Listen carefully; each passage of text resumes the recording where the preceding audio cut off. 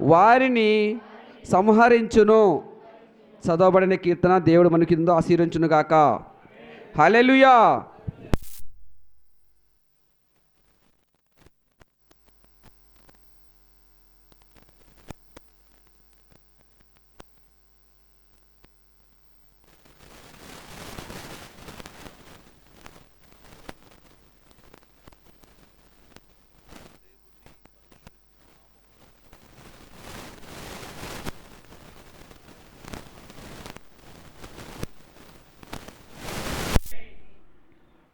దేవుడు మనలను, మన కుటుంబములను ప్రేమించి మరొక పునరుద్ధానపు ఆరాధనను జరుపుకునే కృపను ప్రభు మనకిచ్చారు. అందును బట్టి నేను ప్రభువుని స్తుతిస్తూ ఉన్నాను. ప్రభు నామాన్ని నేను ఘనపరుస్తూ ఉన్నాను.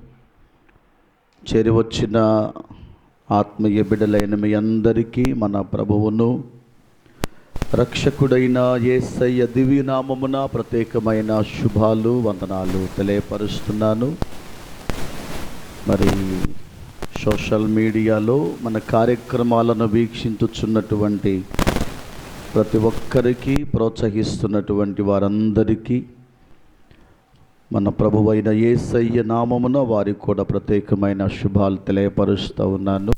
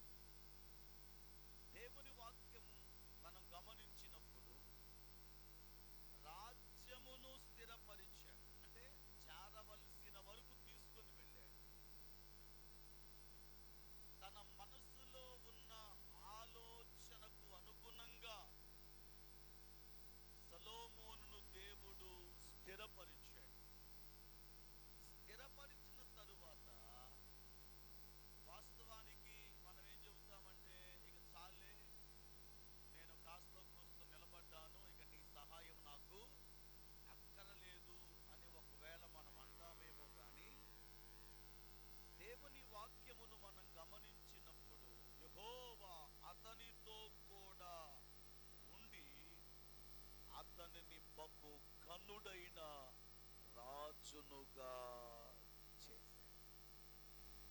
ఒక్కొక్క విషయాన్ని మనం, ఒక్కొక్క పదం ఈ పూట మనం ధ్యానం చేస్తే ఇది సమయం సరిపోకపోవచ్చేమో. దేవుని సహాయముతో అతడు ఎంతగా ఎదుగుచూ ఉన్నాడో మొదటి అధ్యాయం మొదటి వచనములో మనం చూడగలుగుతా ఉన్నాం. మనం పాడుతూ ఉంటాం, స్థిరపరచువాడవు, బలపరచువాడవు,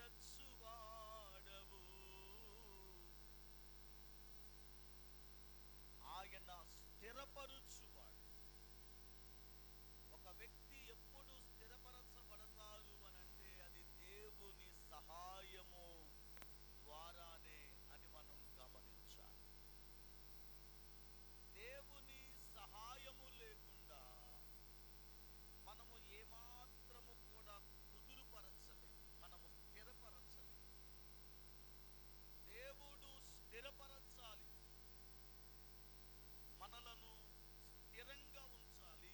దేవుడు అన్ని విషయాలలో దేవుని పిల్లరా సంతృప్తికరమైన ఒక జీవన విధానం ప్రభు మనకి ఇవ్వాలి అంటే ఆయన సహాయం మనకు చాలా అవసరమై ఉన్నది. దేవునికి స్తోత్రం కలుగును గాక. అందరం దేవునికి స్తోత్రం చెల్లించండి. ద్వితీయోపదేశ కాండములోనికి మనం వచ్చినప్పుడు అక్కడ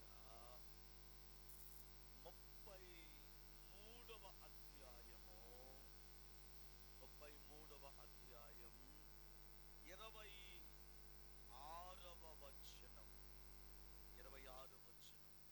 యెషూరును దేవుని పోలిన వాడు ఎవడును లేడు, ఆయన నీకు సహాయము చేయుటకు ఆకాశ వాహనుడై వచ్చును, మహోన్నతుడై మేఘవాహనుడు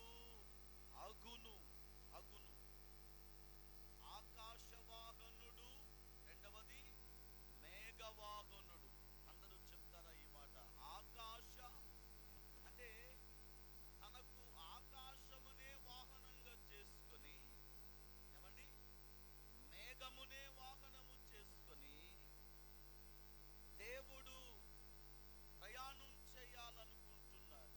ఎంత ఆశ్చర్యం, ఎంత అద్భుతం! దేని కొరకు దేవుడు మేఘవాహనుడు కావాలనుకున్నారు? దేని కొరకు దేవుడు ఆకాశవాహనుడు కావాలనుకున్నారు? అర్థమైంది అందరికీ? దేవుడే ఏమండి ఆకాశమును తన వాహనముగా చేసుకున్నాడు. ఇంకా దేవుడే మేఘమును తనకు ఆ వాహనముగా చేసుకున్నాడు. ప్రకటన గ్రంథములో వ్రాయబడిన మాట ఏమిటంటే, ఇదిగో ఆయన మేఘారూఢుడై త్వరగా వచ్చుచున్నాడు. మేఘారూఢుడై మేఘమును వాహనముగా చేసుకొని ఎందుకు రాబోతున్నాడు అంటే, నా వైపు చూడండి, సార్వత్రిక సంఘమును తన యొద్దకు తీసుకొని వెళ్ళడానికి రాబోతున్నాడు. ఇది గ్రంథములో ఉన్నటువంటి మాటకు, ఈ మాటకు, ఆ మాటకు, అక్కడేమో సంఘం కొరకు రాబోతూ ఉన్నాడు, కానీ ఇక్కడేమో యెషూరునకు సహాయము చేయడానికి రాబోతున్నాడు. యెషూరును అనగా ఎవరు పిల్లరా?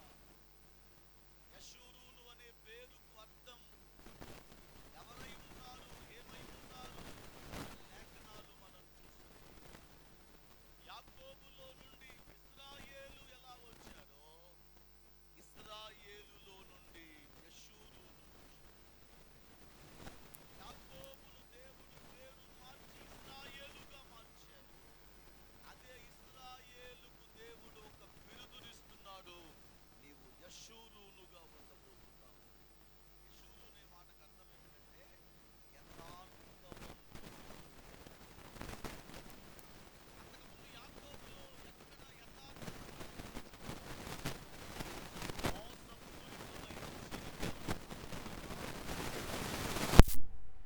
యాకోబు గారిలో అంతకుముందు స్థిరమైనటువంటి మనస్సు లేనివాడుగా జీవించుకుంటూ వచ్చారు అనుకుందామా? కోర్స్ అనుకుందాం. యథార్థత లేనివాడు, స్థిరమైనటువంటి మనసు కానివాడు, నమ్మకము లేనటువంటి వాడు, ప్రిలరా అటువంటి మోసపూరితమైన జీవిత విధానములో నుండి యబ్బోకు రేవు దాటిన తరువాత దేవుడు ఒక నిర్ణయం తీసుకున్నారు. ఎట్టకేలకు యాకోబును ఇశ్రాయేలుగా మార్చాలి అని. ఇశ్రాయేలులో దేవునికి ఎవరు కనబడుతున్నారు అంటే యథార్థవంతుడైన యెషూరును కనబడుతూ ఉన్నాడు. ఇక్కడ ఒక మాట చెప్పాలి. దేవుడు ఎవరికి సహాయం చేస్తారు అంటే యథార్థవంతులకు ఆయన సహాయము చేస్తాడు. అందరూ ఈ మాట చెప్పాలి. ఎవరికి? ఇన్నేళ్ళు అవుతుంది పాస్టర్ గారు, నేను దేవుని నుండి ఏ సహాయాన్ని ఎందుకు నేను పొందుకోలేకపోతున్నాను అని ప్రశ్నించుకునేవారు, మనసులో ఆలోచన కలిగి ఉన్నటువంటి వారు ఒక ప్రశ్న ప్రభువు మీకు ఇస్తూ ఉన్నారు. ఎందుకు నీవు పొందుకోలేకపోతున్నావు అంటే మనలో ఏం కొదువై ఉండవచ్చు అంటే సత్యమైన జీవన ప్రమాణాలు లేనటువంటి కారణాన దేవుడు మనకు సహాయము చేయలేకపోతూ ఉన్నాడు. దేవునికి స్తోత్రం కలుగును గాక. అందరూ స్తోత్రం చెప్పండి ఒకసారి. యథార్థవంతులుగా ఉన్నవారికి ఆయన సహాయము చేయడానికి ఎలా వస్తున్నారు అంటే ఆకాశవాహనుడై వస్తూ ఉన్నాడు. అందరు చెప్పండి. ఏం ఫ్లైట్ ఎక్కొస్తే ఏంటి తప్పేంటి బాబు? బస్సు ఎక్కొస్తే ఏంటి? మనం అనుకుందాం ప్రభు ఉద్దేశం ఏంటంటే ఇది ఏదెక్కినా కానీ ఆలస్యము కావచ్చేమో, అందుకంటే ఆలస్యము కాకుండా ఉండడానికి అనుకున్నటువంటి సమయం నిర్ణీత గడువు కంటే ముందుగా నేను యెషూరును ఎదుర్కోవాలని, అతనికి నేను ప్రియులారా సహాయకుడుగా ఉండాలని దేవుడు నిర్ణయించుకొని ఆకాశమనే వాహనంగా చేసుకొని బయలుదేరుతూ ఉన్నాడు. అంటే దేవుడే త్వరితగతిన సహాయము చేయడానికి ఆకాశమును వాహనముగా చేసుకోగలిగిన భక్తిని కలిగినటువంటి వాడు ఇశ్రాయేలు అని దేవుని వాక్యం మనకు నేర్పిస్తూ ఉంది. దేవునికి స్తోత్రం కలుగును గాక. చదవండి. ఇది 44వ అధ్యాయం యెషయా ప్రవచన గ్రంథం 44వ అధ్యాయము.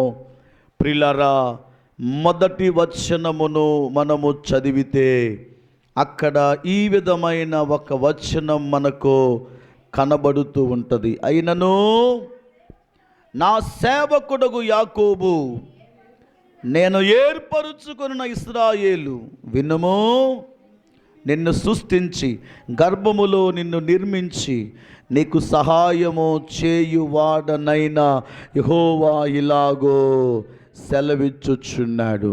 నా సేవకుడైన యాకోబు, నేను ఏర్పరుచుకొనిన యెషూరును భయపడకమో, నేను దప్పిక గలవాని మీద నేలను, ఎండిన భూమి మీద ప్రవాహ జలములను కుమ్మరించెదను.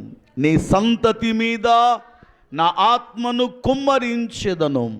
నీకు పుట్టిన వారిని నేను ఆశీర్వదించెదను. నీటి కాలవల యొద్ద నాటబడిన నిరవంజి చెట్లు గడ్డిలో ఎదుగునట్లు వారు ఎదుగుతారు. దేవునికి స్తోత్రం కలుగును గాక. అంటే దేవుని సహాయము ఉంటే, ఏమండి, దేవుని ఏర్పాటులో మనము ఉంటే, దేవుని నిర్ణయములో మనము ఉంటే, సొలొమోనును దేవుడు ఏం చేశాడు? స్థిరపరిచాడు. ఒక వ్యక్తి స్థిరపరచబడాలి అంటే అతనికి దేవుని సహాయము ఎంతైనా అవసరమై ఉంది. దేవుని సహాయము లేకుండా, దేవుని యొక్క ఆలోచన లేకుండా, దేవుని యొక్క నిర్ణయము లేకుండా, దేవుని యొక్క తోడ్పాటు లేకుండా మనము ఏమాత్రము కూడా స్థిరపరచబడలేము అనేది బిబ్లికల్గా నగ్న సత్యముని జ్ఞాపకం చేస్తున్నా. ఆధ్యాత్మికమైన యథార్థమైనటువంటి అనుభవం ఏదైనా ఉన్నది అంటే అతనికి దేవుని యొక్క సహాయం అవసరమై ఉంది.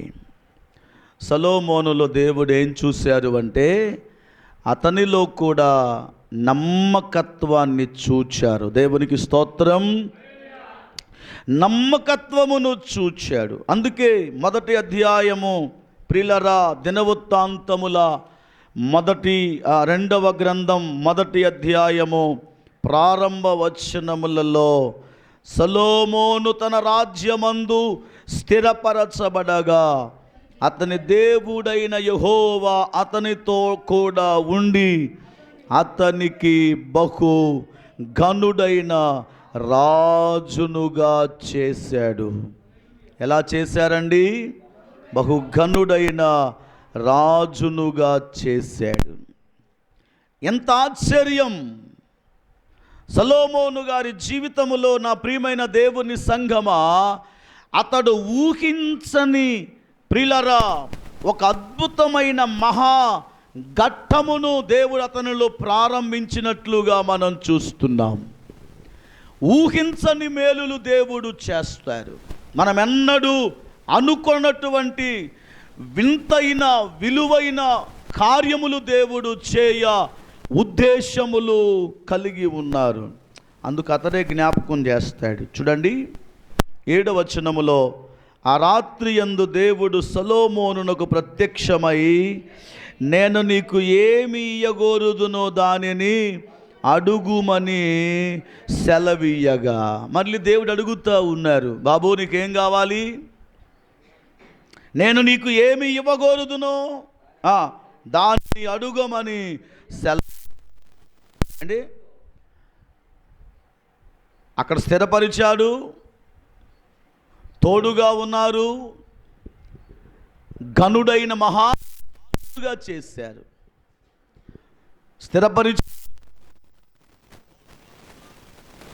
చేశారు,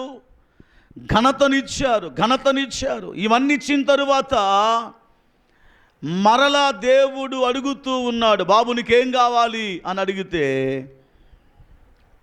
మనం ఏం చేస్తాం చెప్పండి? మనమైతే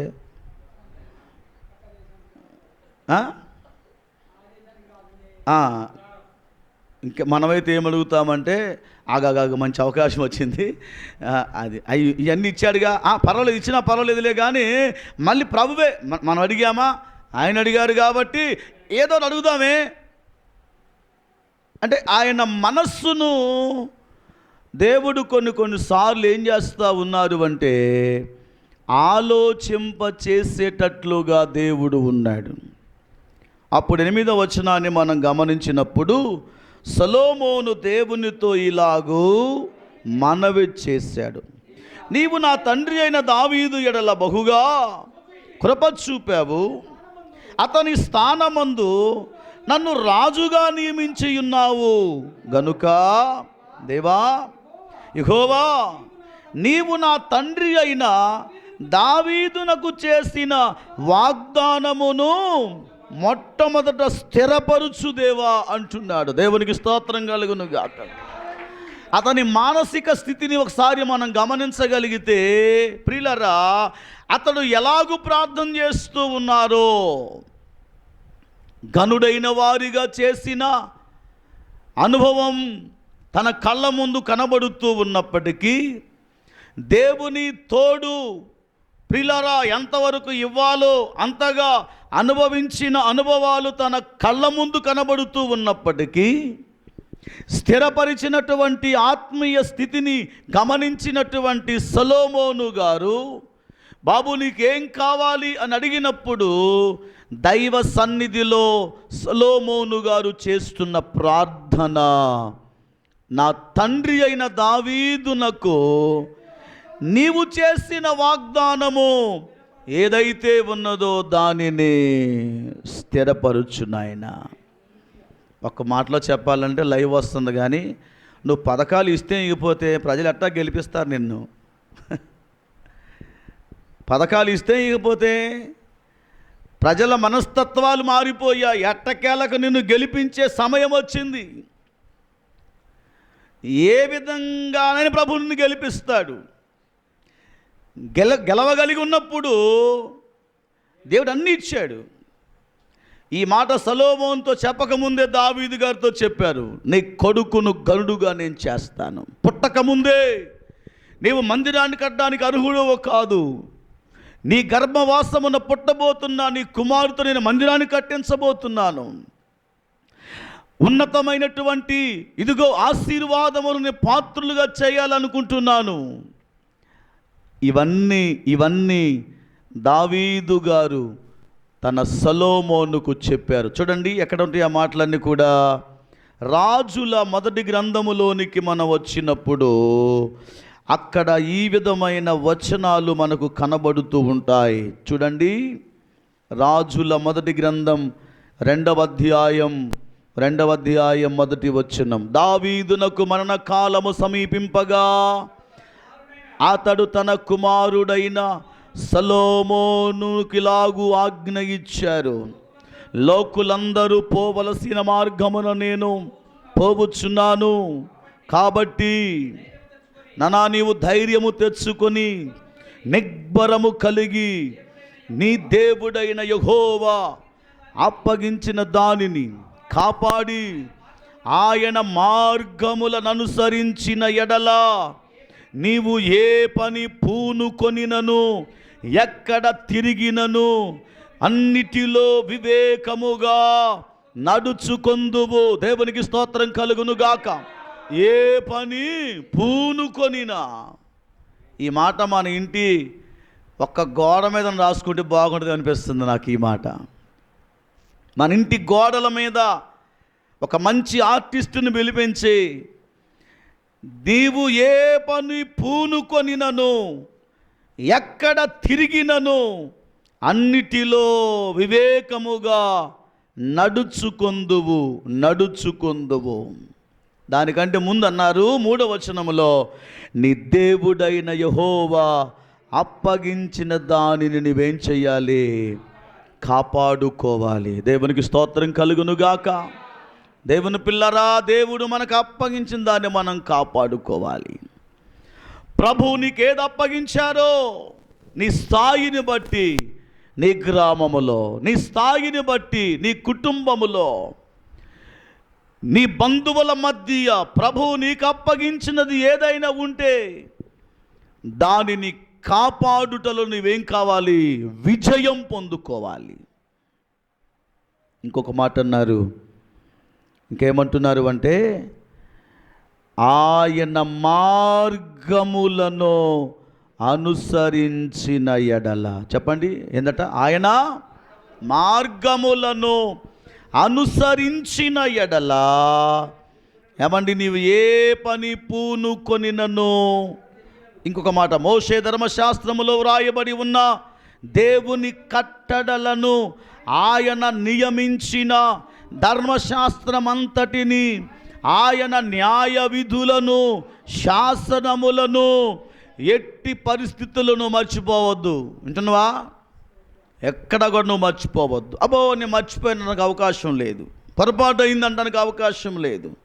ప్రభువు ముందుగానే తన తండ్రి అయిన దావీదు ద్వారా సొలొమోను గారికి తెలియపరిచారు. 4వ వచనం, అప్పుడు నీ పిల్లలు తమ ప్రవర్తన విషయములో జాగ్రత్తగా ఉండి నా ఎదుట తమ పూర్ణ హృదయముతో పూర్ణ మనస్సుతో సత్యమును అనుసరించి నడుచుకొనిన ఎడల ఇశ్రాయేలు రాజ్య సింహాసనము మీద ఆసీనుడగు ఒకడు నీకు ఉండక మానడని యెహోవా నన్ను గూర్చి ప్రమాణము చేసిన మాటను ఆయన ఏం చేయబోతున్నాడు? స్థిరపరచబోతున్నాడు. దేవునికి స్తోత్రం కలుగును గాక. ప్రియులారా, ఎంత అద్భుతమైన ప్రవచనాలతో కూడిన మాటలు దేవుడిక్కడ దావీదు గారి నోట దేవుని మాటగా తన కుమారుడైన సొలొమోను గారికి తెలియపరుచుకుంటూ వచ్చాడు. ఇది దేవుడు దావీదునకు చేసిన వాగ్దానం. దావీదుకి ఇచ్చినటువంటి ప్రియులారా వాగ్దానమును తన కుమారుడైన సొలొమోను గారు అంటున్నారు, ఏదైతే నీవు వాగ్దానం చేసావో ఏమండి ఆ వాగ్దానమును ఇప్పుడు నువ్వేం చేయాలి, స్థిరపరచుము అని ప్రార్థన చేస్తూ ఉన్నాడు. సొలొమోను గారి ప్రార్థనలో ప్రియులారా నేటి దినాలలో ఉన్న ఆయన పిల్లలమైన మనకెంతో ఈ మాటలు అవసరమవుతూ ఉన్నాయి, అవసరతగా ఉంటూ ఉన్నాయి. వాటిని మనం పాటించవలసిన వారమై ఉన్నాం. రాజయ్యాను కదా అని దేవుని సన్నిధిలో అడగకుండా ఆయన మౌనముగా ఉండటము లేదు.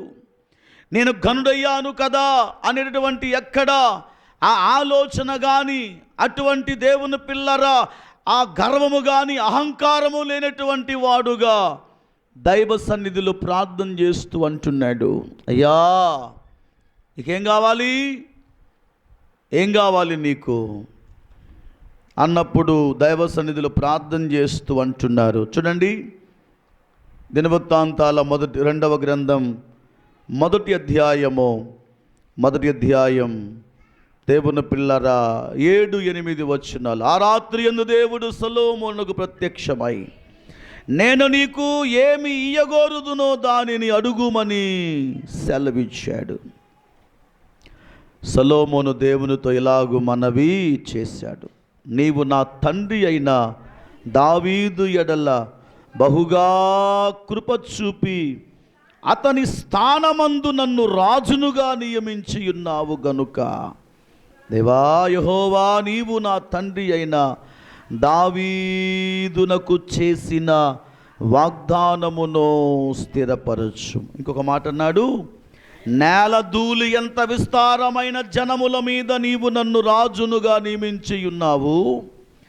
ఈ నీ గొప్ప ఆ జనమునకు న్యాయము తీర్చ శక్తి గలవాడు ఎవడు? నేను ఈ జనుల మధ్య ఉండి కార్యములను చక్కబెట్టునట్లు తగిన జ్ఞానమును నాకు దయచేయుము అన్నాడు. దేవునికి స్తోత్రం కలుగును గాక. నాకు ఏం కావాలి? నాకు బెహెర్షాబా వరకు, దాను మొదలుకొని బెహెర్షాబా వరకు ఏమా హాయి నుండి లేకపోతే ఫలాని ప్రాంతం వరకు చుట్టూతా ఎక్కడెక్కడ ఏరే వాళ్ళు ఉండటానికి వీలు లేదు, మొత్తం నాకే కావాలి, నన్నే దీవించు అని అన్నాడా? అని అనలే. మనమైతే అలాగే అంటాం. మీకేం కావాలి అంటే వెంటనే నాకు డబుల్ బెడ్రూమ్ అయ్యా అన్నారు. ఈ మధ్య సావుకులందరితో మీటింగ్ పెట్టి మినిస్టర్ గారు పిలిచి మీటింగ్ పెట్టి అడుగుతూ ఉంటే, అరే సమాధుల తోట లేకపోతే కమ్యూనిటీ హాల్ అవి అడిగితే వాళ్ళందరూ అంటున్నారు, అయ్యా మాకు డబుల్ బెడ్రూమ్ అయ్యా అని. అంటే ఏం చెప్పాలి వాళ్ళకి? అప్పుడు అన్నారు, అది గ్రామ స్థాయిలో కమిటీలు ఉంటాయి, అక్కడికి వెళ్ళి వాళ్ళని అడుక్కోండి, వాళ్ళు ఏదో ఒక సహాయం చేస్తారు, మేము మాత్రం మీకు ఒక మంచి బరియల్ గ్రౌండ్ ఇద్దాం అని వారు చెప్పటం జరిగింది. మనకి ఏం కావాలో అది అడిగితే చాలు. దేవునికి స్తోత్రం కలుగును గాక. గట్టిగా స్తోత్రం చెప్పండి అందరూ. ఆ పంట, ఆ చేను ఖరాబ్ అవుతూ ఉంది, పాడైపోయినటువంటి ఆ పంటకు అప్పుడు ఏం కావాలనో దాన్ని వేయాలి. కావేరీ హోటల్కి వెళ్ళినంత బిర్యానీ పట్టుకొని ఇస్తే సరిపోదా? సరిపోదు కదా. దానికి ఏం కావాలో దానికి అందించాలి. సొలొమోను గారి ప్రార్థనలో ఉన్న స్పష్టత నేటి దినాలలో మనకు కూడా అవసరమై ఉన్నది. ఇంత ప్రజలను, నేల ధూళి అంత ప్రజలను పరిపాలించడానికి నాకేం కావాలి? జ్ఞానము కావాలి. అందుకే జ్ఞాని సొలొమోను గారు అంటారు, వెండిని సంపాదించుట కంటే జ్ఞానమును సంపాదించుట మేలు. ఒక మాటలో జ్ఞానము అనే దానికి మనము బ్రాకెట్ పెట్టుకొని ప్రియులరా, ఆ బ్రాకెట్లో మనం ఫిల్ చేయాల్సిన పదం ఏంటంటే క్రొత్త నిబంధన కాలములో ఉన్న జ్ఞానమే ప్రభువైన యేసయ్య. దానిని నాకు కావాలి అని దేవుని సన్నిధిలో సొలొమోను గారు కోరుకున్నారు.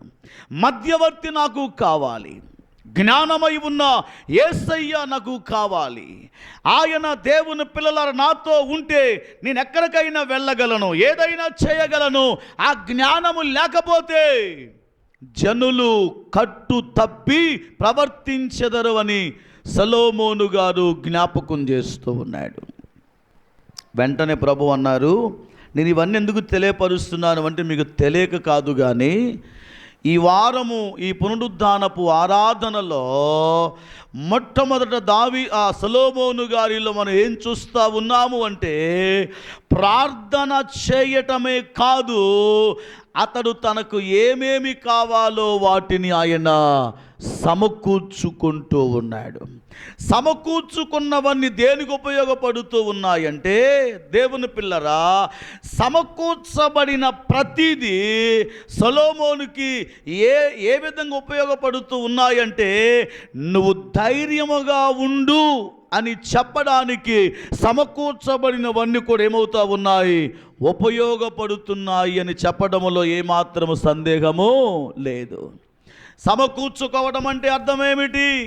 సంపాదించుకుంటూ ఉన్నాడు, కలిగి ఉంటూ ఉన్నాడు, అన్నింటినీ కూడా ఒక స్థలములో వాటిని చేరవేసుకుంటూ ఉన్నారు. గుర్రములు అవసరమై ఉన్నాయి, రథాలు అవసరమై ఉన్నాయి. ముందుకు వెళ్ళాలంటే, శత్రువులను ఎదిరించాలంటే, ప్రియులారా, సైన్యముతో ముందుకు వెళ్ళాలి అంటే, ముందుకు వెళ్ళాలంటే గుర్రాలు అవసరమై ఉన్నాయి, ముందుకు వెళ్ళాలంటే రౌతులు అవసరమై ఉన్నాయి, ముందుకు వెళ్ళాలంటే దేవుని పిల్లరా విస్తారమైనటువంటి దేవుని పిల్లరా బలముతో కూడినటువంటి ఆయుధాలు అవసరమై ఉన్నాయి. అందుకే వాటి ప్రభావము మన మీద పడకుండా, అవి రాకుండా, అవి వస్తాయని తెలిసి వాటిలో నుండి మనం ముందుగానే విజయాన్ని ఆకాంక్షించే వారముగా ఉండాలంటే ముందు ఏం కావాలి? ఇవన్నీ కూడా మనకు సమకూర్చబడేవిగా ఉండాలి, సమకూర్చుకోవాలి. ఇప్పుడు గుర్రాలు అవసరమా అంటే వాటితో ఇప్పుడు పని లేదు, కానీ ఓ సమయం వచ్చినప్పుడు సమకూర్చబడినవన్నీ ఇప్పుడు ఏం చేయబోతున్నాయి, వాటిని మనము ఒకరోజు తప్పకుండా వినియోగించుకోబోతూ ఉన్నాం. ఒకరోజు వాటితో పని ఉంది దేవుని పిల్లరా. అందుకే దేవుని వాక్యం మనకు పౌలు గారు చాలా విషయాలు జ్ఞాపకం చేస్తూ అంటాడు. చూడండి, తన ఆత్మీయ కుమారుడైన తిమోతి గారికి లేఖ వ్రాస్తూ మొదటి పత్రిక 6వ అధ్యాయములోనికి మనం వచ్చినప్పుడు, మొదటి పత్రిక 6వ అధ్యాయము ప్రిలరా 11వ వచనమును మనము చూచినప్పుడు, దైవజనుడా, నీవైతే వీటిని విసర్జించి నీతిని, భక్తిని, విశ్వాసమును, ప్రేమను, ఓర్పును, సాత్వికమును సంపాదించుకొనుటకు ఏం చేయమంటూ ఉన్నారు? ప్రయాసపడుము అంటూ ఉన్నారు. ప్రయాస ఏందండి? అందరు చెప్పండి, ఏదట? ఎందుకు ప్రయాస? ఎందుకు ప్రయాస? నా వైపు చూడాలి. ఎందుకు ప్రయాస అంటే దొరకని వాటి కోసం ప్రయాస, అవి అందుబాటులో ఉండేవి కాదు. అందుకే మీరు ప్రయాసపడమంటూ ఉన్నారు. వాటిని విసర్జించాలి. వేటిని విసర్జించాలి? కింద కొన్ని పట్టికలు చెప్పాడు. 8వ వచనము నుండి మనం చదివితే, మనం ఈ లోకములోనికి 7 నుండి, మనం ఈ లోకములోనికి ఏమియూ తేలేదు, వీటిలో నుండి ఏమియూ తీసుకొని పోలేము. కాగా అన్నవస్త్రములు గలవారమై తృప్తి పొందియుందుము. ధనవంతులగుటకు అపేక్షించువారు శోధనలోను, ఉరిలోను, అవివేకయుక్తములను, హానికరములైన అనేక దురాశలలోనూ పడుచున్నారు. అట్టివి మనుష్యులను నష్టములోను, నాశనములోను ముంచివేయుచు ఉన్నాయి. ఎందుకనగా ధనాపేక్ష సమస్త కీడులకు మూలం. కొందరు దానిని ఆశించి విశ్వాసములో నుండి ఏమైపోయారట? తొలగిపోయారు. నానావిధ బాధములతో తమ్మును తామే పొడుచుకొని ఉన్నారు. కాబట్టి వాటిని ఏం చేయమంటున్నాడు?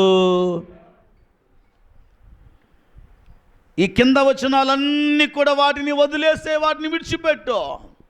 వాటిని విడిచిపెట్టి ఇప్పుడు ఏం చేయమంటున్నారు అంటే నీతిని, భక్తిని, విశ్వాసమును, ప్రేమను, ఓర్పును, సాత్వికమును సంపాదించుటకో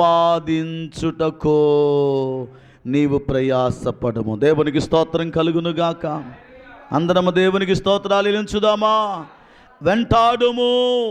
దేవుని పిల్లలారా, వాటిని మనము, అక్కడ ప్రయాసపడమనే మాటకు ఫుట్ నోట్లో ఏమనుందంటే, చదువు మాట కాదు, ఫుట్ నోట్లో రెండవ మాట ప్రయాసపడుము అనే మాట దగ్గర ఏముందంటే వెంటాడుము అంటూ ఉన్నాడు. వెంటాడము అంటే ఏం చేస్తున్నది? మనకంటే ముందుగా చెప్పండి, మనకంటే ముందే వెళ్తుంది అది. దాన్ని ఇప్పుడు ఏం చేయాలి? పట్టుకోవడానికి ప్రయత్నం చేయాలి. సొలొమోను అదే చేస్తూ ఉన్నాడు. రాబోయే కాలములో దేవుని పిల్లరా, తన రాజ్య పరిపాలన ప్రారంభ దినాలలో మంచి నిర్ణయాలు తీసుకుంటూ ఉన్నాడు. నేటి దినాలలో ఆయన పిల్లమైన మనం కూడా మన నిర్ణయాలు కొన్ని ఎలాగుండాలి అంటే ప్రార్థన సహాయముతో ప్రారంభము కావాలి. రెండవది సమకూర్చుకునే వారముగా ఉండాలి. సొలొమోను గారు సమకూర్చుకుంటూ ఉన్నారు. వాటి కొరకు దేవుని పిల్లరా వెంటాడుతూ ఉన్నాడు. అవి లేకపోతే ఆయన ముందుకు వెళ్ళలేడు. అవి లేకపోతే విజయాలు రావు. ఒక మాటలో చెప్పాలంటే వాటితో ఇప్పుడు పని ఉండకపోవచ్చు, కానీ ఒకరోజు వాటితో తప్పకుండా పని పడుతూ ఉంది. వాక్యం చెబుతూ ఒక సందర్భములో ఎన్నోసార్లు చెప్పుకుంటూ వచ్చాను. 4 వ్యక్తులు కపెర్నహూములో పక్షవాయు రోగంతో బాధపడుతున్న వాడిని మోసుకొని వచ్చారు. చాలాసార్లు చెప్పాను, అందరు ఏం చూస్తూ ఉన్నారు? వానిలో ఉన్న రోగాన్ని చూస్తూ ఉన్నారు. కానీ ఒక సమయం వచ్చింది, మంచం మీద దించినటువంటి, ఆ మంచములో పడుకున్నటువంటి బలహీనుడైన పక్షవాయు రోగంతో బాధపడుతున్న ఆ వ్యక్తిలో దేవునికి అవసరమైంది అక్కడ కనిపించింది. అందరేమో ఆయన రోగాన్ని చూస్తూ ఉన్నారు. ప్రభు ఒక 2 కార్యాలు చూశారు. మోసుకొని వచ్చిన వారి విశ్వాసమును చూచాడు. మంచములో పనుకొని ఉన్నవాడు తమ పాపాలు ఒప్పుకొనుట దేవుడు చూచాడు. అది అసందర్భం అది. కానీ ఓ సమయం వచ్చినప్పుడు మంచముతో దిగుతూ ఉన్నప్పుడే వాని ఆలోచన మారిపోయింది. మంచములో పడుకున్న వాని నిర్ణయాలు మారిపోయాయి. ఇక ఎంతకాలం ఉండాలి ఈ స్థితిలో నేను? ఇక ఇదే స్థితి, ఎప్పుడు ఇదే ఆలోచన? పద్ధతులు మారవా? మన ఆలోచనలు మారవా? మన నిర్ణయాలు మారవా? మంచం మీద పడుకోబెట్టినటువంటి ఆ వ్యక్తిని దించుతూ ఉన్నప్పుడే వాని నిర్ణయాలు మారాయి. ఆ సమయం వచ్చింది, దేవుడు వాడిని ఏం చేశాడు? ముట్టి బాగు చేశాడు. దేవుడికి స్తోత్రం కలుగును గాక. పట్టుకో, నీ పరుపును పట్టుకో అన్నాడు. ఎందుకన్నాడు? చదవండి ఆ మాట.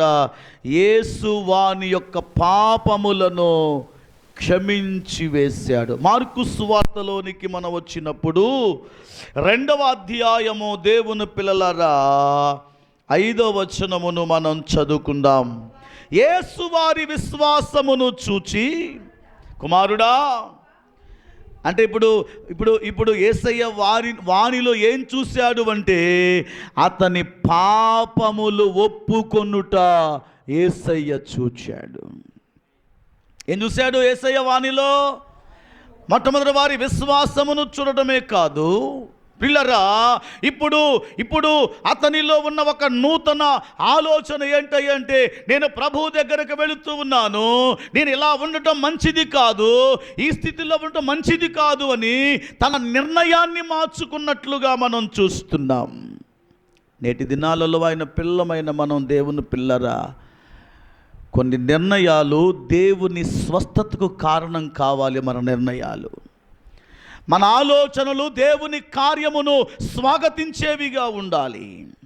కొన్ని నిర్ణయాలు దేవుని పిల్లరా దేవుని బలమైనటువంటి హస్తము చాపుటకు ఉపయోగపడేవిగా ఉండాలి. వచ్చినవాడు అలాగే ఉన్నాడు అనుకుందాం, అలాగే ఉన్నాడు అనుకుంటే, అలాగే ఉంటే దేవుడు వాడిని ముట్టి బాగు చేస్తాడా? బాగు చేయడు. ఇప్పుడు అది అవసరమై ఉన్నది. ఆ అవసరతను బట్టి దేవుడు వాడిని ముట్టి బాగు చేశాడు. ఇలా చెప్పాలనుకుంటున్నాను, అదే రోజు వాడు తన పాత జీవితాన్ని విసర్జించాడు. నీతిలోనికి రావాలనుకున్నాడు, భక్తిలోనికి రావాలనుకున్నాడు, మార్పులోనికి రావాలనుకున్నాడు, నిశ్చయత కలిగి ఉన్నాడు, జీవితాన్ని బాగు చేసుకోవాలనుకున్నాడు. ఎప్పుడైతే ఆ నిర్ణయానికి వచ్చాడో దేవుడు వారిని ముట్టి బాగు చేశాడు.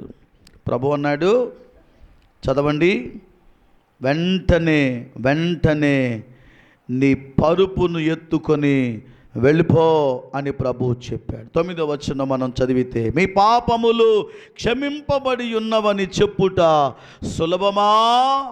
11వ వచనము, పక్షవాయువు గలవాన్ని చూచి నీవు లేచి నీ పరిపెత్తుకొని ఇంటికి పొమ్మని నీతో చెప్పుచున్నాను అన్నాను. తక్షణమే వాడు లేచి, ఏంటి కాసేపు ఆగి లేచాడు. వెంటనే ఏం చేశాడు? ఆగండయ్య గారు, ఎప్పటిదాకా పడుకొని ఉన్నా అసలే పరిస్థితి బాగోలేదు. మీరు చెబుతున్నారు కానీ నాకు నమ్మకం కుదరదో, ముందు అసలు బలం ఉందా లేదు చెక్ చేసుకోవాలి కదా. లే అంటే వాడు ఏం చేశాడు? వెంటనే లేచాడు. లేచి పరిగెత్తుకొని వారందరి ఎదుట నడచి వెళ్ళిపోయాడు. దేవునికి స్తోత్రం కలుగును గాక. అద్భుతం జరిగిందా లేదా? అద్భుతము జరగడానికి ముందు మంచములో పడుకొని ఉన్నటువంటి వాని నిర్ణయం ఎలాగుందంటే, దేవుని స్వస్థత కార్యమునకు తను మార్పు చెందినట్లుగా మనం చూస్తున్నాం. అవసరము కొరకు సొలొమోను గారు అదే చేస్తూ ఉన్నారు. అన్నింటినీ సమకూర్చుకుంటున్నాడు. ఏం సమకూర్చుకుంటున్నారు ప్రియులారా? అక్కడ రౌతులు మనము చూస్తూ ఉన్నాం, అక్కడ గుర్రములను మనం చూస్తూ ఉన్నాం, అక్కడ విస్తారమైన బంగారాన్ని మనం చూస్తూ ఉన్నాము, విస్తారమైనటువంటి సరళ మ్రాణులు మనము చూస్తున్నాం. ఇవన్నీ ఆ సమయానికి అవసరమై ఉండకపోవచ్చు, కానీ వాటి సమయము తప్పకుండా సొలొమోనుకు అవసరమై ఉంది. ఇవన్నీ దేని కొరకు? ఒక్క మాటలో చెప్పాలంటే ముందు జాగ్రత్త. చెప్పండి, అందరూ చెప్పండి అమ్మా. ముందు జాగ్రత్త కొరకు సొలొమోను గారు వాటిని సేకరించుచున్నాడు, సమకూర్చుకుంటూ ఉన్నాడు. ఈ రోజుల్లో విశ్వాసులైనటువంటి మనం ఏమైనా ముందు జాగ్రత్త కలిగి ఉంటున్నామా? మన ఆత్మీయ ఎదుగుదల కొరకు ఏదైనా సమకూర్చుకుంటున్నామా? ఏదైనా సేకరించుకోగలుగుతున్నామా? అందుకే దేవుడు సొలొమోను గారు అంటారు, చీమలు బలము లేని జీవులు, చీమలు బలము లేని జీవులు, వాటికి రాజు లేడు, కానీ అవి చక్కగా ఏం చేస్తాయి? చక్కగా ప్రయాణం చేస్తాయి. మన కోడి పిల్లలు ఉంటాయి, ఒకటి ఇడిపోతాడు అడిపోద్ది. కోడి పిల్లలు, ఒక్కొక్క పిల్లలు మన ఇంట్లో పెంచుకునే పరిస్థితులు చూస్తే ఒకటి ఇటు ఒకటి అటు, ఎక్కితే దిగదా, దిగితే ఎక్కదా, ఎత్తుకుంటేనేమో పైన ఉండరు, కొంతమంది దించితేనేమో కిందకరు. అంతే కదా సామెత, దించితేనే కింద ఉండవా, ఎత్తుకుంటేనే పైన ఉండవా. బలము లేని జీవులు, నాయకుడు వారికి ఎవరు లేరండి. కానీ ఎలా ఉంటాయంటే అవి క్రమముగా నడుస్తాయి. సోమరి చీమల యొద్దకు వెళ్ళో. బలము లేనటువంటి జీవుల్లో ప్రియులారా చాలా సొలొమోను చెబుతూ చీమల గురించి మాట్లాడుతూ అంటూ ఉన్నారు. అవి ఎండాకాలం అంతా ఏం చేస్తాయి అంటే ఆహారమును సమకూర్చుకుంటాయి. కొప్పలు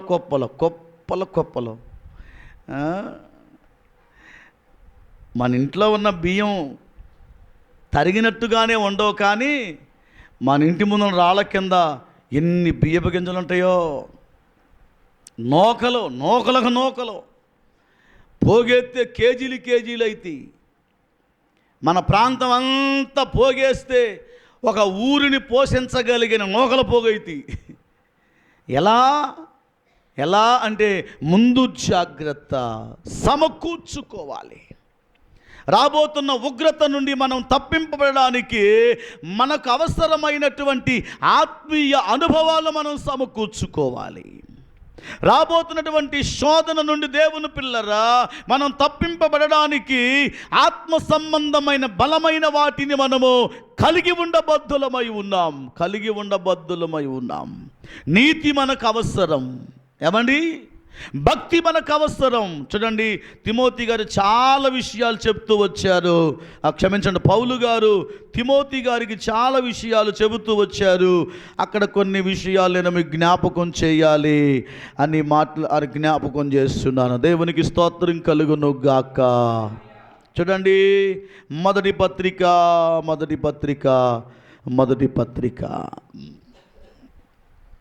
4వ అధ్యాయం 15వ వచనం, నీ అభివృద్ధి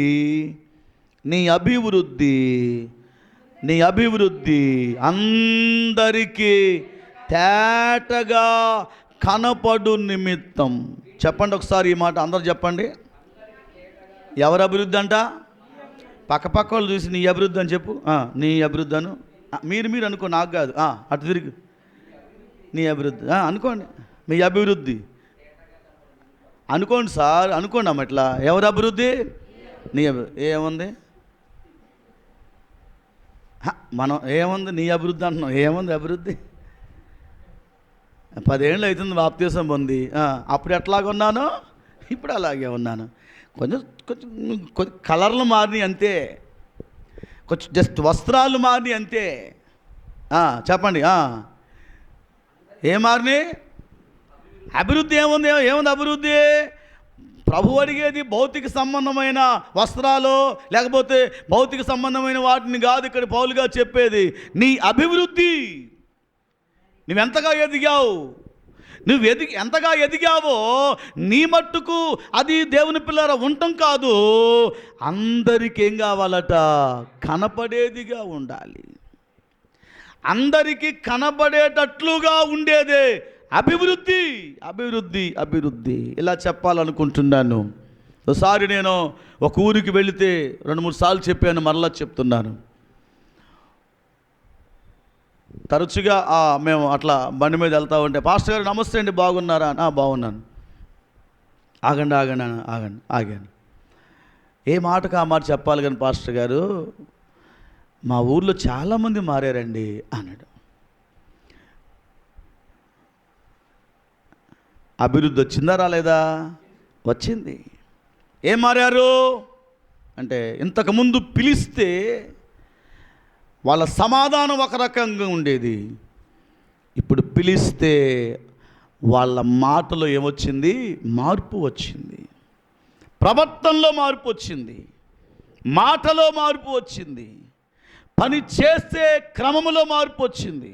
ఇంతకుముందు పాస్టర్ గారు మిరపకాయలు మొత్తం మాయమయ్యాయండి. ఇంతకుముందు అండి దోసకాయలు మాయమైపోయి, ఇంతకుముందు అండి శనక్కాయలు అసలు కనపడకుండా పోయేదండి. ఇప్పుడు కాస్త పర్వాలేదండి.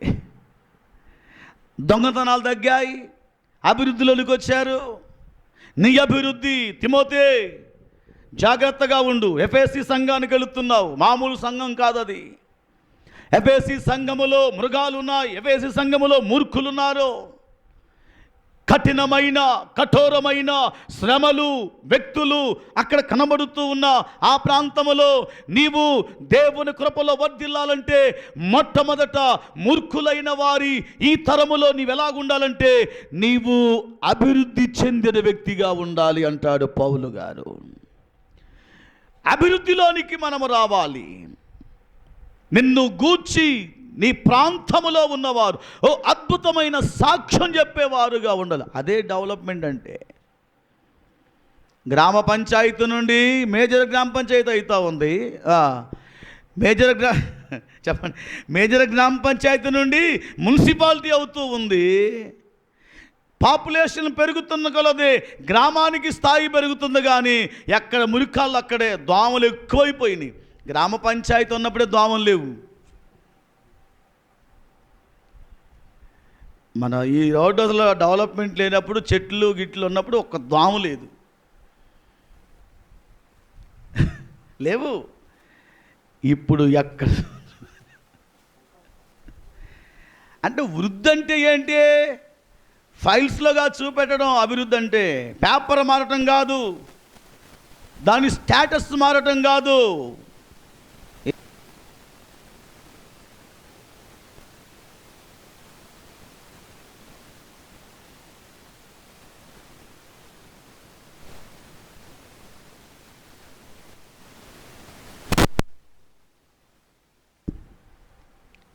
అవును, నీ అభివృద్ధి ఏం కావాలి? తేటగా కనపడాలి. వీటిని మనస్కరించుము, వీటి యందే సాధనము చేయుము, నిన్ను గూర్చియు నీ బోధన గూర్చియు జాగ్రత్త కలిగి ఉండుము. దేవునికి స్తోత్రం కలుగును గాక. ఇలా చెప్పుకుంటూ చాలా విషయాలు సాధనం అవసరం, అభివృద్ధి అవసరం. ఇవన్నీ నువ్వేం చేయాలి? సమకూర్చుకునే వాడవగా ఉండాలి. దేవునికి స్తోత్రం కలుగును గాక. అందరు గట్టిగా స్తోత్రం చెప్పండి. ప్రార్థనకు వస్తున్నాము అన్నట్లుగా కాదండి. ప్రతి వారం దేవుని సన్నిధిలో మనం ఎలాగుండాలో, ఒక అభివృద్ధిలోనికి రావడానికి దానికి ఏదైతే అవసరమై ఉందో వాటిని సేకరించే క్రమములో మనము నిత్యము కష్టపడే వారముగా ఉండాలి. గర్విష్ఠులుగా ఉండవద్దు అంటాడు పౌలు గారు. అస్థిరమైన మనస్సు ఉండొద్దంటాడు పౌలు గారు. వాస్తవమైన జీవము సంపాదించుకోవడానికి నీవు మంచి పునాది వేసుకోమంటాడు పౌలు గారు. ఇలా ఎన్నో విషయాలు లేఖనములో మనము గమనిస్తూ ఉంటే సమకూర్చుకునే వారముగా ఉండాలి. మన ఆత్మీయ స్థితిని మెరుగుపరుచుకోవడానికి ఏమేమి అవసరమై ఉన్నాయో లేఖనములో నుండి వాటిని మనము సమకూర్చుకొనగలిగితే ఓ సమయం వచ్చినప్పుడు అవన్నీ కూడా ఆయుధాలుగా అవి మనకు ఉపయోగపడుతూ ఉంటాయి. దేవునికి స్తోత్రం కలుగును గాక. అందరు గట్టిగా స్తోత్రం చెప్పండి.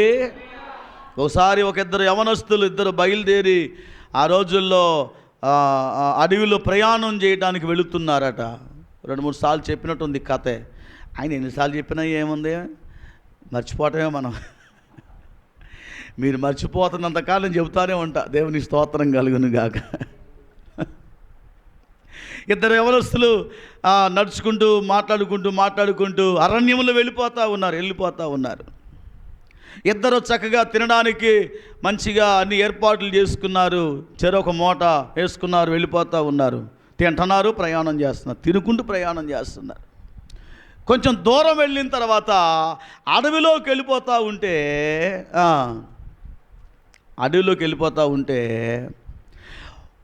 కొన్ని చెట్లకు ఆకులు బంగారపు ఆకులు అంటవి. అందరూ చెప్పండి. అట్లాంటివి చెప్పాయి గారు పోయేస్తాం, చాలా ఇబ్బందుల్లో ఉన్నా. ఏ ఆకులు? బంగారపు ఆకులు.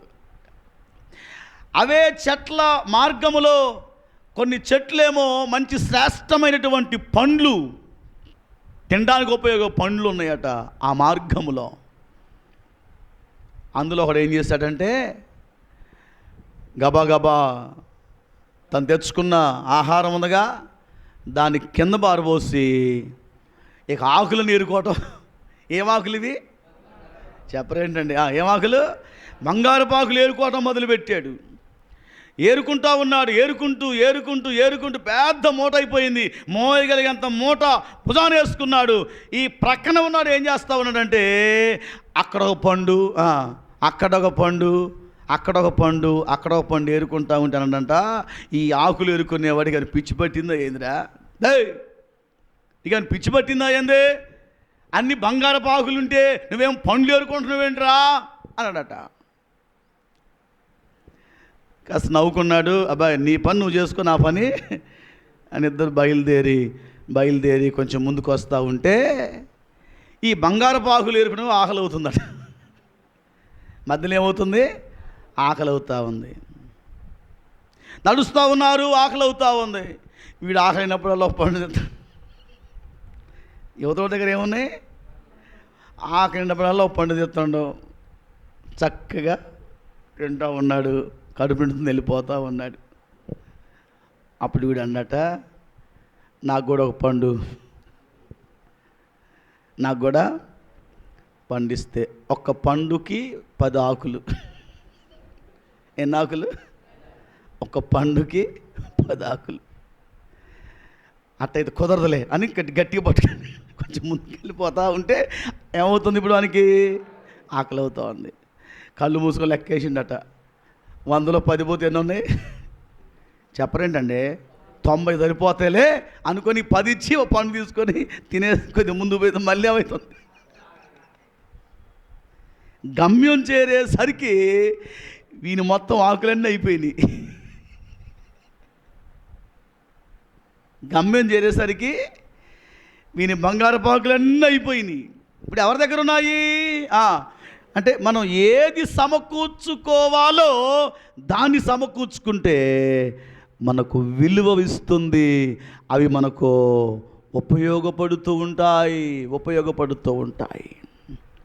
రాజ్య ప్రారంభ దినాలలో సొలొమోను గారు అదే చేస్తున్నాడు, సమకూర్చుకుంటున్నాడు.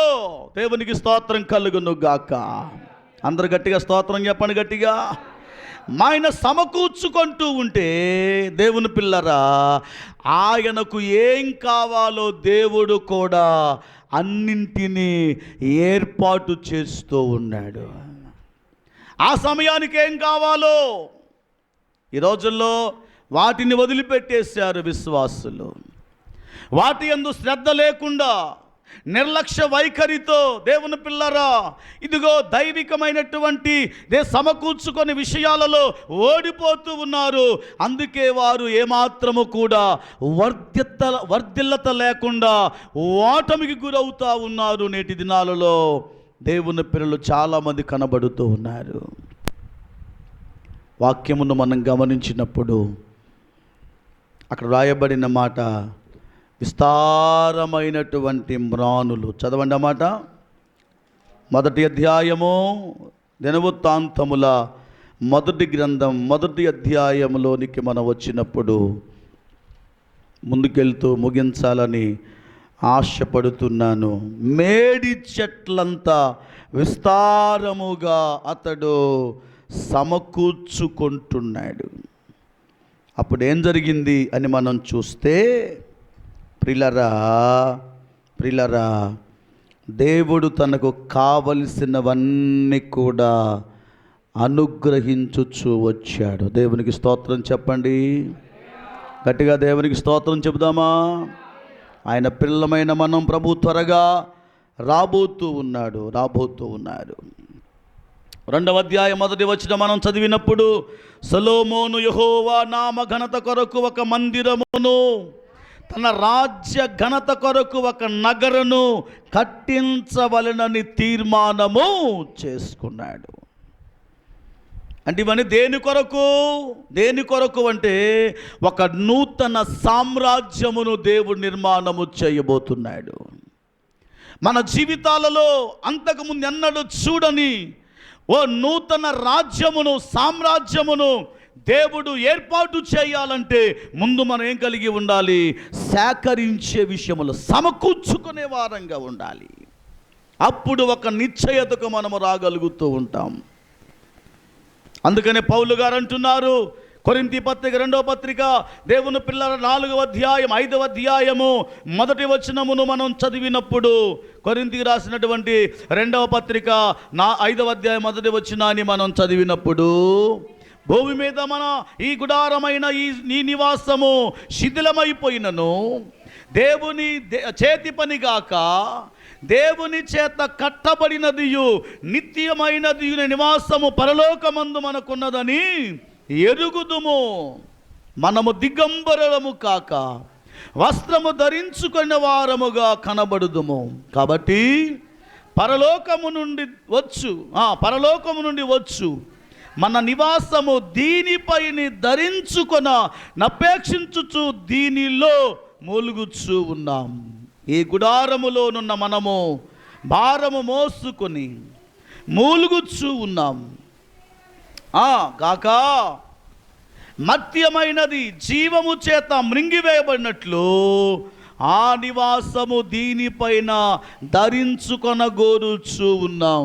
దీని నిమిత్తము మనల్ని సిద్ధపరిచిన వాడు దేవుడే, మరియు ఆయన తన ఆత్మ అను సంచకరువును మనకు అనుగ్రహించి ఉన్నాడు. వెళ్ళి చూపులు కాక విశ్వాసము వలననే నడుచుకొనొచ్చు ఉన్నాము గనుక ఈ దేహములో నివసించుచున్నంత కాలము ప్రభువు దూరముగా ఉన్నామని ఎరిగి ఇండియు ఎల్లప్పుడూ ధైర్యము గలవారమై ఉన్నాము. ఇట్లు ధైర్యము కలిగి ఈ దేహమును విడిచిపెట్టి ప్రభువునొద్ద నివసించుటకు ఇష్టపడుచు ఉన్నాం. దేవునికి స్తోత్రం కలుగును గాక. భూమి మీద పౌలు గారు అంటున్నారు, ఈ గుడారం అనబడిన నివాసం ఏమవుతా ఉందంటే ఒకరోజు శిథిలము కాబోతూ ఉంది. ఈ సమకూర్చుకోవటం దేని కొరకంటే ప్రియులారా, ఆత్మ సంబంధమైన గుడారం ఒకటి నిర్మాణం చేయబడతా ఉంది. అది సొలొమోను గారు అంటున్నారు, ఆయన నామ ఘనత కొరకు ఒక మందిరమును కట్టాలనుకుంటున్నాడు. పౌలు గారు అంటున్నారు, ఎఫెసీ పత్రిక 2వ అధ్యాయములోనికి మనం వచ్చినప్పుడు అక్కడ ఓ చక్కని విషయాన్ని ఇలాగూ తెలియపరుస్తూ అంటున్నాడు. 2వ అధ్యాయం 20వ వచనమును మనం చదివినప్పుడు, దేవుని పిల్లలారా, క్రీస్తు యేసే ముఖ్యమైన మూలరాయి అయి ఉండగా అపోస్తలులను ప్రవక్తలను వేసిన పునాది మీద మీరు కట్టబడి ఉన్నారు. ప్రతి కట్టడము ఆయనలో చక్కగా అమర్చబడి ప్రభువునందు పరిశుద్ధమైన దేవాలయమగుట వృద్ధి పొందుచున్నది. ఆయనలో మీరు కూడా ఆత్మమూలముగా దేవునికి నివాస స్థలమై ఉండుటకు కట్టబడుచున్నారు. దేవునికి స్తోత్రం కలుగును గాక. మనమందరం కూడా ఆత్మ సంబంధమైన మందిరంగా కట్టబడుతూ ఉన్నాం. కట్టబడాలి దేవుని మూలముగా, ఆయనలోనే మనం కట్టబడాలి. అంటే భౌతిక సంబంధమైన విశ్వాస జీవితంలో దేవుని పిల్లరా, మనము ఎన్నో విలువైన ఆత్మీయ అర్థాలతో కూడిన అనుభవాలను మనం ఏం చేయాలి? సమకూర్చుకునే వారముగా ఉండబద్ధులమై ఉన్నాం. సమకూర్చుకునే వారముగా ఉండాలి. ఈ వారం ప్రార్థనకి వెళ్తున్నాము అనడానికి కాదు, మనకు సిద్ధపాటు మనకు అవసరమై ఉంటూ ఉంది. ఈ వారములో ఏదైతే మనము కలిగి ఉండలేకపోయామో, ఈ వారములో ఎలా ఉండాలని మనము తీర్మానం చేసుకోలేకపోయామో, ఈ తీర్మానం ప్రకారము మనము జీవించలేకపోయామో, వాటి విషయాల్లో దేవుని పిల్లరా మనము కట్టుబడి ఉండడానికి, వాటి ప్రకారము జీవించడానికి మనము నిర్ణయం తీసుకోవలసిన అవసరత ఎంతైనా ఉన్నది అని ఒక సేవకునిగా ఈ సమయంలో ఈ మాటలు జ్ఞాపకం చేస్తున్నాను. ప్రభువైన యేసయ్య 2026 సంవత్సరాల క్రితం నిన్ను ఆత్మ సంబంధమైన మందిరముగా కట్టడానికి ఇదిగో ప్రభువైన యేసు ఆయన శరీరం అని పిలువబడుతున్న ఆయన దేహమును ఆయన పడగొట్టి ఏం చేశాడు అంటే 3 రోజులు దాని నిర్మాణము చేశాడు.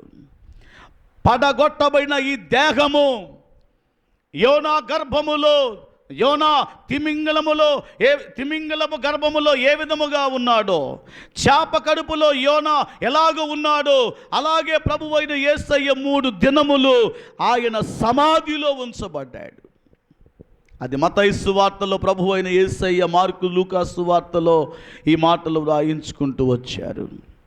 3 దినములలో దీన్ని పడగొట్టి కడతాను అన్నాడు. దాని ఉద్దేశం ఏంటంటే ఆయన ఆత్మ సంబంధమైన తన దేహాన్ని మందిరముగా కట్టబోతున్నాడు అని ముందుగానే ప్రవచించాడు ప్రభువైన యేసయ్య.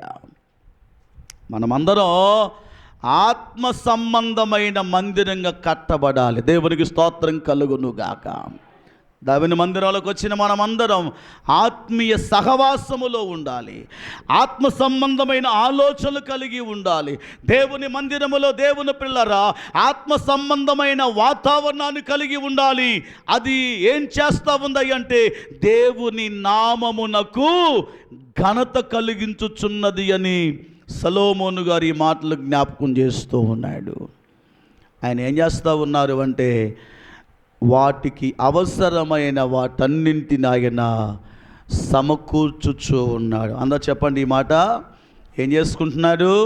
వాటన్నింటిని పోగేసుకుంటున్నాడు, వాటన్ని ఒక దగ్గర చేర్చుకుంటున్నాడు. మనము కూడా అంత్య దినాల్లో ఉన్నామని భావించి, ప్రభువు త్వరగా రాబోతున్నాడు అని భావించి, ఒకరోజు మనం ఆత్మ సంబంధమైన మందిరంగా దేవుని యొద్ద ఉండబోతున్నామని గ్రహించి, ప్రభువు రాకముందే, మనం ఈ లోకయాత్ర ముగించకముందే మనము కూడా కొన్ని కలిగి ఉండవలసిన అనుభవాలు ప్రభు గుర్తు చేస్తూ ఉన్నాడు. ఉన్నాయా? సమకూర్చుకుంటున్నామా? ఏదో అలా వచ్చి అలా వెళ్ళిపోతున్నామేమో. దేవుని పిల్లరా, ఈరోజు ఒక ఆలోచన చేస్తూ దైవ సన్నిధిలో మనము కూడా అన్నింటినీ మనము సేకరించుకుంటూ సమకూర్చుకుంటూ దైవ సన్నిధిలో మనం కూడా బలవంతులమై ఉండాలని దేవుని పేరట ఈ సమయంలో ఈ మాటలు జ్ఞాపకము చేస్తూ ఉన్నాను.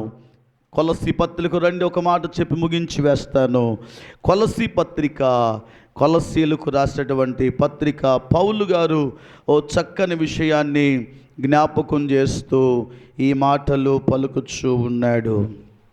3వ అధ్యాయములోనికి మనం వచ్చినప్పుడు 12వ వచనమును చదివితే, కాగా దేవుని చేత ఏర్పరచబడిన వారును పరిశుద్ధులను ప్రియులైన వారికి తగినట్లు మీరు జాలిగల మనస్సు, ఏమండి, దయాళత్వమును వినయమును సాత్వికమును కలిగి ఉండు దీర్ఘశాంతమును ధరించుకోవాలి. దేవునికి స్తోత్రం కలుగునుగాక. ఇవి కలిగి ఉండాలి, వాటిని మనము సమకూర్చుకోవాలి. ఎలా ఉండాలి? దేవుని చేత ఏర్పరచబడిన వారును పరిశుద్ధులను ప్రియులైనటువంటి వారికి తగినట్లుగా ఉండాలి. రోమా పత్రిక, పౌలు అపోస్తలుడు రోమాలో ఉన్న సంఘానికి పత్రిక వ్రాస్తూ, దేవుని పిల్లలారా, 16వ అధ్యాయము మొదటి వచనాన్ని మనం చదివితే, కేంక్రియలోనున్న సంఘ పరిచారకురాలగు ఫిబే అను మన సహోదరిని ఎలాగుందట? పరిశుద్ధులకు తగినట్టుగా ఉన్నది. దేవునికి స్తోత్రం కలుగునుగాక. దొరికిందా? 16వ అధ్యాయం మొదటి వచనం, 16 మొదటి వచనం చదువు. దొరికితే, ఫిబే అను మన సహోదరి ఎలాగుందట? పరిశుద్ధులకు తగినట్టుగా ఉన్నది. ఎలాగుందట? తగినట్లుగా ఉండాలి. ఎవరికి తగినట్లుగా? అబద్ధమాడేవారికే, మోసం చేసేవారికే, ఎవరికి తగినట్లుగా ఉండాలి? కొలసీలో ఉన్న సంఘానికి పౌలు గారు అంటున్నారు, పరిశుద్ధులకు తగినట్లుగా ఉండాలి. కొంతమంది కనపడుతూ ఉంటారు, వారిని చూస్తే ఆ పరిశుద్ధత వారిలో నిలువెత్తు నిదర్శనం కనబడుతూ ఉంటుంది. కొంతమందిని చూస్తే భక్తి అలాగే ఉంటుంది, కొంతమందిని చూస్తే వాళ్ళకున్న ఆసక్తి ఎలాగుంటుంది. వారికి తగినట్లుగా ఉండాలి. అలా ఉండకపోతే దైవరాజ్యమును మనము స్వతంత్రించుకొన నేరం, దైవికమైన మేలులు మనం పొందుకోలేం. చదవండి, కొలసీ పత్రిక మనం చదువుకున్న 3వ అధ్యాయము 12వ వచనమును, మీరు జాలిగల మనస్సు, దయాళత్వమును వినయమును సాత్వికమును దీర్ఘశాంతమును ధరించుకొనుడి. ఎవడైనను తనకు హాని చేయవలెను అని ఒకడు అనుకొనిన ఎడల ఒకనినొకడు సహించుచు ఒకనికొకడు ఏం చేయాలి? క్షమించుడి. ప్రభువు మిమ్మును క్షమించిన లాగున మీరును కూడా క్షమించుడి. ఇవన్నీ ఏంటంటే మనం సమకూర్చుకోవలసిన కొన్ని చెప్పండి. ఇదంతా ఏంటంటే ఒక డ్రై ఫ్రూట్ షాపు లాంటిది ఇదంతా కూడా. అక్కడికి వెళ్ళి ఒక అయ్యో 4 ఇదిగో ఇది 4 అంటాం కదా. ఇందులో ఉన్నాయి. వీటిని మనం కలిగి ఉంటే, అవి తింటే శరీరానికి బలం. వీటిని కలిగి ఉంటే మన ఆత్మకు బలం. దేవుని పిల్లారా, సాతాను వచ్చి మన ముందు నిలబడితే, సాతాను ఓడిపోవాలంటే ఇగో ఇవి ఉండాలి. జాలిగల మనస్సు, దీర్ఘశాంతము, సాత్వికము, వినయము. ప్రియులారా, దేవుని వాక్యమును మనము గమనించినప్పుడు వీటన్నిటినీ మనము కలిగి ఉండాలని దేవుని యొక్క వాక్యం మనకు నేర్పిస్తూ ఉంది. వీటిని ఏం చేయాలి? కలిగి ఉండడానికి సమకూర్చుకొని వాటిలో మనము నిలవబడి వాటి ప్రకారం మనము జీవించే వారంగా ఉండాలని ప్రభు ఈ ఉదయపు ఆరాధనలో మనకు కొన్ని పాఠాలు నేర్పిస్తున్నాడు. ప్రియులారా, ఇవి మనకు లేకపోతే మనం ఓడిపోతాం. ఇవి మనకు లేకపోతే మనం ముందుకు వెళ్ళలేం. ఇవి మనకు లేకపోతే దేవుని విజయాన్ని మనం పొందుకోలేం. ఇవి మనకు లేకపోతే దేవుడు అనుకున్న ఆలోచనకు మనము చేరుకోలేం. కాబట్టి ఆయన పిల్లమైన మనమందరం, సొలొమోను ఏం చేశాడు? వాటిని చేర్చుకున్నాడా, పారేసుకున్నాడా? వాటిని సమకూర్చుకున్నాడు. అలాగే ఆయన పిల్లమైన మనమందరం ప్రభు త్వరగా రాబోతున్నారు అని గ్రహించి మనమందరం అట్టి అనుభవాల గుండా ప్రయాణము చేస్తూ ఆత్మ సంబంధమైన మందిరం కట్టబడుతూ దేవుని కృపలో మనం ముందుకు సాగిపోదాం. అందరూ కూడా లేచి నిలువబడండి, ప్రార్థన చేద్దాం. దేవుడి కొద్ది మాటలు మన వినికిడిలో ఆశీర్వదించి నెరవేర్చును గాక. అందరం తలలు పైకెత్తి కళ్ళు మూసుకొని ఇలాగూ మనం ప్రార్థన చేద్దాము. Hallelujah, hallelujah, hallelujah, hallelujah, hallelujah. Glory to God. చేతులు పైకెత్తుతా మనమందరము ఈ సమయములో మన స్వరాలు విప్పుతూ స్వరమెత్తి ప్రభువుతో మాట్లాడదాం. హల్లెలూయా, హల్లెలూయా, హల్లెలూయా. సియోనులో నా యేసుతో సింహాసనం ఎదుట క్రొత్త పాట పాడేదా. సియోనులో నా యేసుతో సింహాసనం ఎదుట క్రొత్త పాట పాడేదా.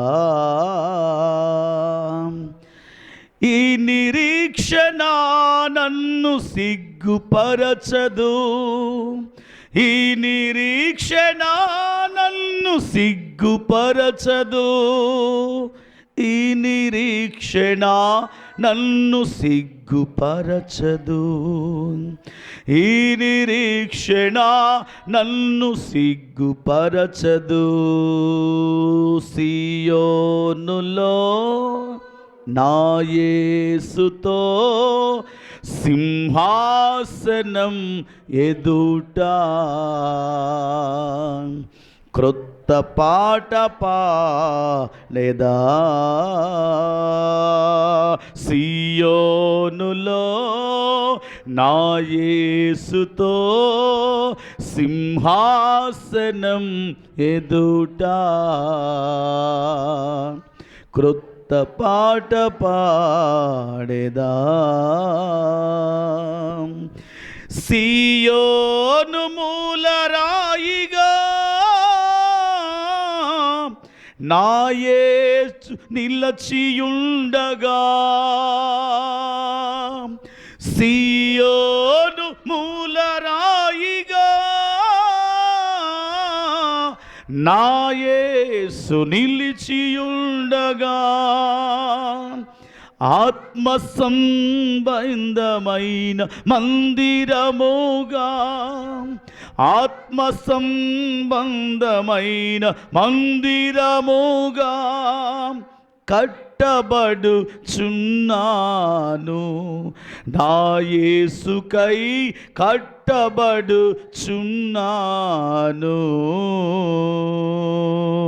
సియోనులో నా యేసుతో సింహాసనం ఎదుట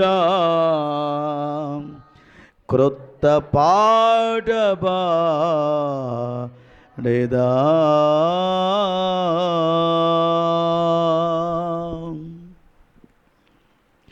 నా ప్రియమైన దేవుని సంఘమా, నా ప్రియమైన దేవుని ప్రజలారా, ఈ సమయంలో